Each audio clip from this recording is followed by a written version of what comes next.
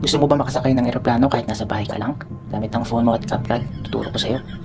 Gumamit lang ako ng colored paper na ginupit ko na, tsaka scotch tape. Tapos dinikit ko sa pader. Tapos yun na rin yung video na ginawa ko. Ayan.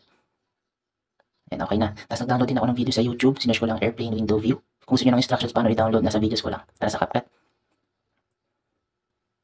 New project. I-add nyo lang yung videos. Tapos unang hanapin natin ay ratio. Dapat 9:16. Tapos check.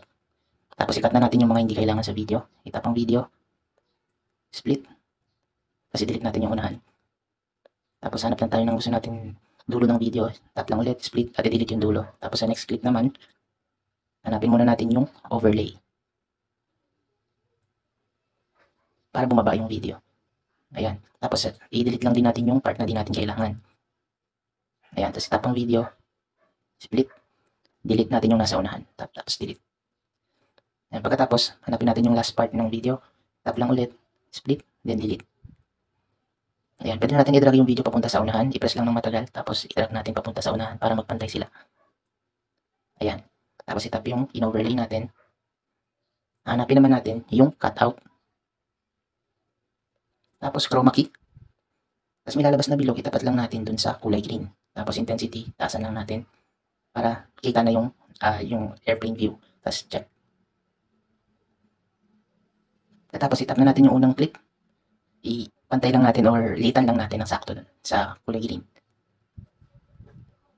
Tapos tanggalin natin yung sounds ng video. Ayan, tap lang. Tapos pagpantayin natin yung video, tapin na sa unahan, split, delete.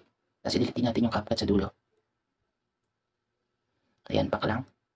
Tapos add tayo ng sound effect para mas magmukhang totoo. Search lang natin airplane.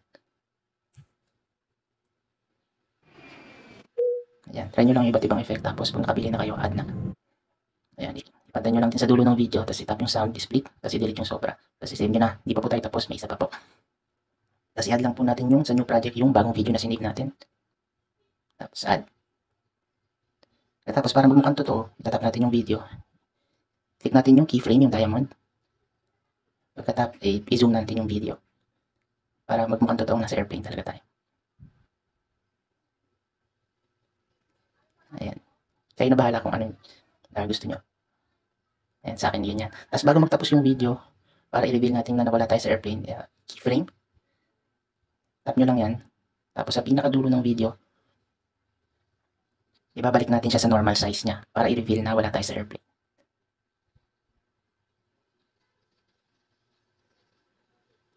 Ayan, pag naayos nyo na, pwede nyo nang i-save. Ayun, ito na po yung final ng video. Thank you for watching.